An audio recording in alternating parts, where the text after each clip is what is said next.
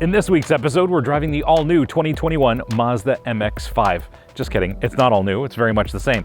But we are going to answer some of the questions we raised last year, and those are whether we need the fancy BBS wheels, Brembo brakes, or Recaro seats. Let's go for a drive.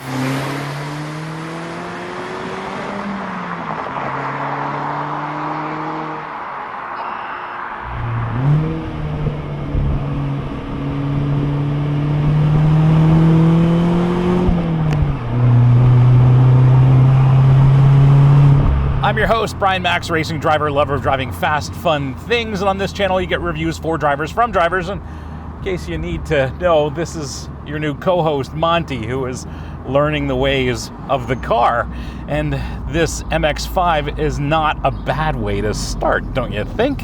If you're a regular viewer of the show, you know we love MX-5s, and that's for plenty of good reasons. But in this episode, we're going to get to the bottom of whether all the fancy bits, the Recaro seats, the Bilstein dampers, the Brembo brakes, the BBS wheels, are all a good value, because that MX-5 in base trim was so wonderful to drive.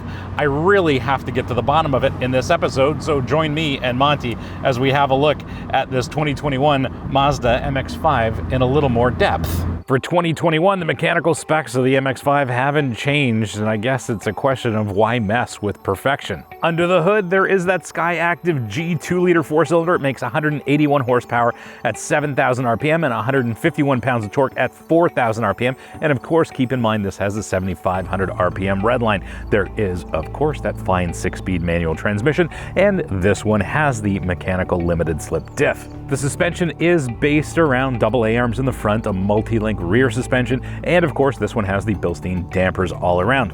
Brakes are the 4-piston Brembos up front, single-piston rears, and 11-inch vented and 11-inch solid rear rotors. Steering is electric with a variable assist function. Wheels are the lightweight forged BBSs, of course 17-inch diameter, with a 205/45 17-inch Bridgestone. On the inside there is of course Apple CarPlay, which I love and certainly advocate for, and if there are any changes, I think they've changed the sun visors to something a little bit different than last year. Curb weight of this MX-5 is 2,341 pounds, and if you're keeping score, this is 110 pounds lighter than the RF, which makes a heck of a lot of sense. Weight distribution is 52% front, 48% rear, and on this channel we know it's not static weight distribution that matters, it's how you use it as a driver. It's that time in the episode for how to spec your Mazda MX-5. Base price of a club in the United States is $30,290. In Canada, a GSP is priced at $37,200. This one, of course, has the bits that I seem to want to pick on, which are the lightweight forged BBS wheels, the Brembo brake calipers, and the Recaro seats. As well, in Canada, this polymetal gray metallic is an additional $200 option. As tested in the United States, this is $35,405. In Canada, it's $41,800. Now, how do you spec yours? Well, you're gonna have to wait till the end of the episode, because I will have a final word on the BBS wheels, the Brembo brakes, and the Recaro seats. That said, we know the MX-5 can be optioned and customized in lots of different ways, and of course there are various trims that are available now. I love to see some flashier colors, some brighter colors on this current MX-5, but of course you can solve that with a wrap. Nonetheless, how do you spec yours? Well, I love polymetal gray metallic, but I love the Soul Crystal red paint a heck of a lot more. So that's where I'd start. As far as options go, well, I'm gonna have some thoughts on those BBS wheels, Brembo brakes, and Recaro seats by the time this episode is up. The driver interface is just little roadster perfection. I mean, here we go.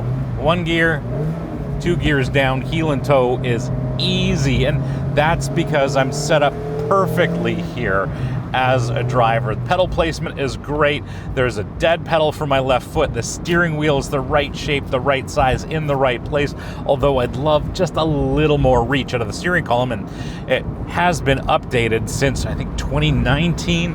There's an adjustable steering column now, and I'd like to get a little bit more reach, like Mazda giving me another inch or so.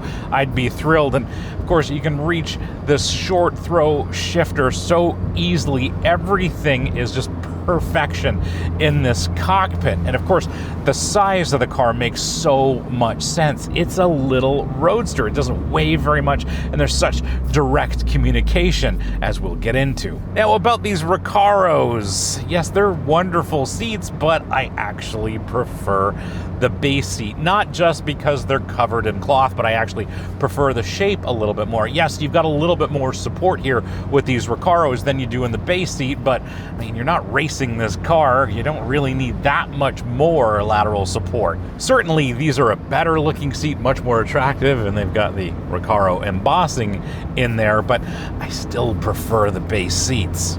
In terms of spaciousness, you know the drill. There's not much storage. Yeah, I've got my phone sitting here when we're not recording, and it's plugged into the USB port here. So it sits here, and Apple CarPlay is running on the infotainment system, which works just fine. But otherwise, there's not much space for anything else. There's no door pockets, and the only storage you have is really back here. And if you are the sort of driver that does take drinks on the go, thankfully you've got these cup holders here as well. Visibility is just perfect, of course, especially when you've got the top down. And on top of that, when the top is down, you can also hear what's going on around you, which just makes so much more sense. And I've driven this thing with the top down. I'm going to say 98% of the time I've been behind the wheel. This is just a joy to drive.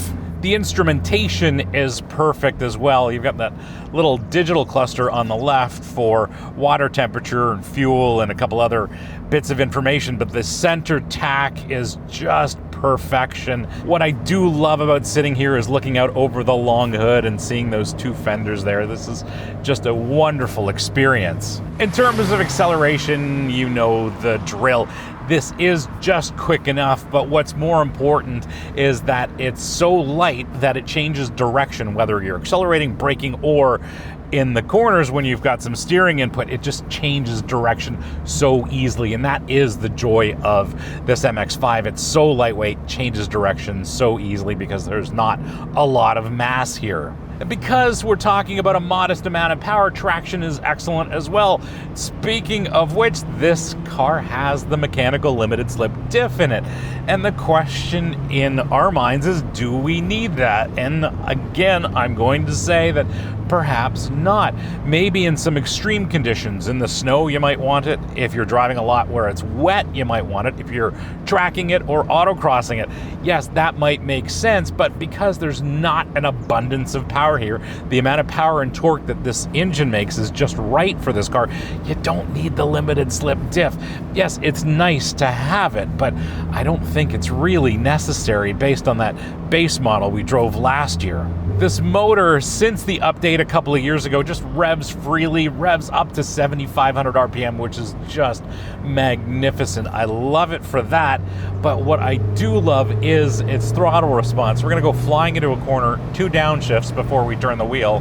Heel and toe is a breeze. That is so responsive based on throttle inputs. Gotta love it. Oh, fantastic. What I also love about the MX-5 is just shifting this thing. Reason being, there's great feel out of the clutch, and the shifter is so positive and so precise. And of course it is. It's very direct, and it's a mechanical linkage to the transmission. It's just perfect. Like, that is just telepathic. Speaking of shifting, if you need a refresher or are curious about heel and toe, visit our Ultimate Guide to Heel and Toe episode on this channel, and it'll give you tips and tricks on how to master heel and toe. And if you're driving an MX-5, you really should know how to heel and toe your car.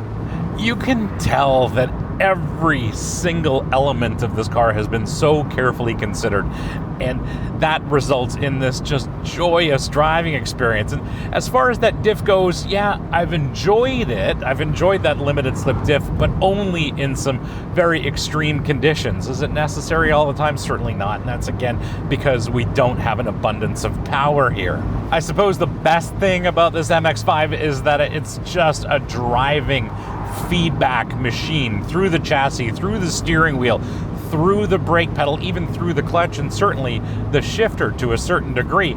There is tons of feedback for the driver available to you from this driver's seat.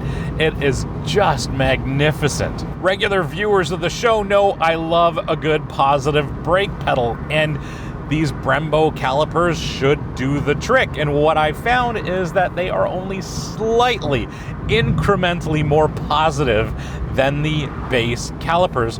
Yes, even though this has what looks like a big brake kit, the rotors are still the same size as the base cars, and I find that pedal feel and overall modulation is slightly incrementally better than the base car. That's all I'm getting. Now again, if you're going to track this car, you can change pads easier with these. Heat dissipation might be a little bit better with these calipers as well, but that's about it. In terms of handling, this is just a joy to drive. Even with the Bilsteins, yes, they might be slightly better than the base dampers, but again, it's not a huge difference. What I'm finding is they are incrementally better at body and wheel control. Not a massive difference, but just incrementally better.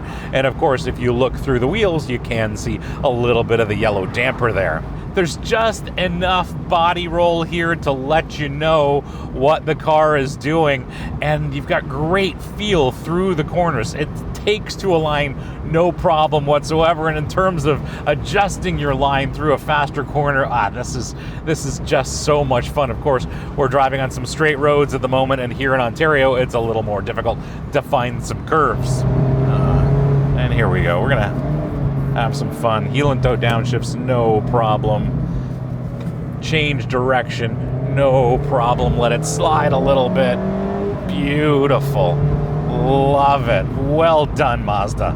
Before we go, what I do have to say is if you are looking for the ultimate mechanical specification of your MX-5, and I certainly understand why you'd want to do that, this is the way to go. You want the lightweight wheels, you want the Brembo calipers, you want the dampers, you want the seats, you want all of these things if you're looking for that ultimate expression of a factory-built MX-5. Otherwise, a base model is going to give you 99.9% of the joy here. My verdict, well, we often talk about fuel consumption in this segment for regular cars, but for fun cars like this, we skip it. However, I'm getting nearly 30 miles per gallon in this thing, and I don't know how that is possible because this car is brand new, fresh out of the box, hardly broken in, if at all. So I don't know how that's possible given how much fun this car is to drive. I just don't get it. I don't understand how I'm getting 30 miles per gallon given how much I love to use the throttle. Anyway, the questions about the seats, the Bilstein dampers, the Brembo brakes, and of course the fancy forged lightweight BBS wheels. Is there value there? Well, maybe if you're tracking the car or if you're autocrossing it, which I don't believe in. I haven't found an occasion even where I needed the limited slip diff. So if I'm gonna say anything about this MX-5, it's to buy the base model. I like the base seats better. I don't think you need all this stuff. This car is so good in base trim. That's all you really need to get. Sure, if you want to have your car with all the fancy stuff so that you can impress your friends at Cars and Coffee, well, sure, go ahead, get these things. But if you just want to enjoy the car, get a base MX-5. It is so choice. Thanks for hanging out with me today and Monty and having a look at this 2021 Mazda MX-5. Hope you liked this episode, and if you did, well, you're not new to YouTube, you know what to do. Smash the subscribe button, turn on your notifications, like this video, and as always, sharing is caring, so please share this with your friends, especially on Reddit, because Monty and I know on Reddit they really need to see reviews for drivers from drivers. If you have any questions or comments, please leave them in the comments below, and we'll get back to you as soon as we can. Certainly Monty's gonna have some difficulty typing, but that's another story for another day. If you want to support the channel, please hit up our merch store. Links here, links below. Lots of great stuff for driving enthusiasts like us, including our very popular line of Save the Manuals merch, because save the manuals because they're awesome. Thanks again for watching. We'll see you again next time. And remember, cars don't understeer by themselves, not even beautifully engineered Mazda MX-5s. That is not a Corvette. That was Corvette emblems on a Chevrolet Cruze. I wish I was kidding. Front and rear. Oh boy. Vortex generators on a Chrysler 200. It doesn't get any better than that.